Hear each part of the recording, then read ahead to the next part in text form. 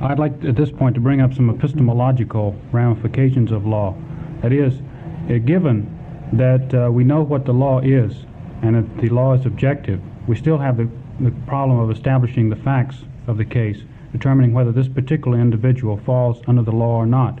I wonder if you would comment on this problem in law, particularly perhaps in relation to the question of capital punishment. Well, this is a very difficult question.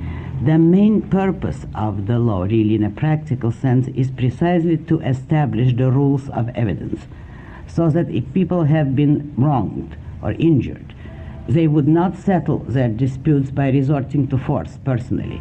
In a civilized society, the citizens have delegated to the government the power of retaliatory use of force, that is, the power of defending them on the basis of their right of self-defense.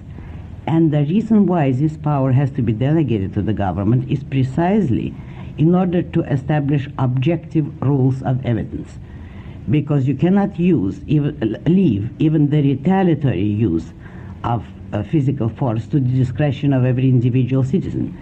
The important advantage of the law is precisely to establish rules of proof and evidence. And that, of course, cannot be established with total perfection.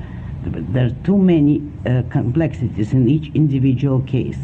And the issue, even if when you have established the principles of proof, the issue of applying them to a given case is extremely complex.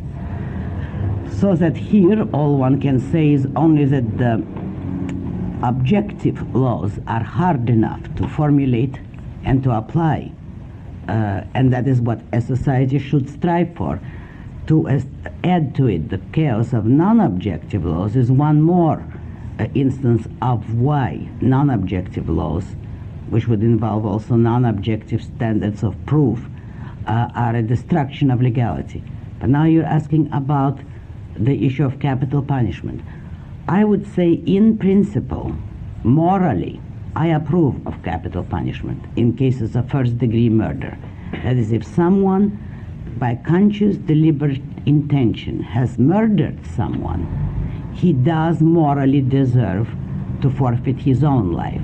But the issue of objective proof enters here. And I think a good argument could be made, and I would be inclined to agree with it, that precisely because errors in proof and evidence are always possible, capital punishment should be outlawed, not out of moral consideration for the murderer, but precisely in order to protect the possible rare instance of an innocent man being convicted, on the principle that it is better to sentence 9 actual murderers to life imprisonment rather than execute one innocent man.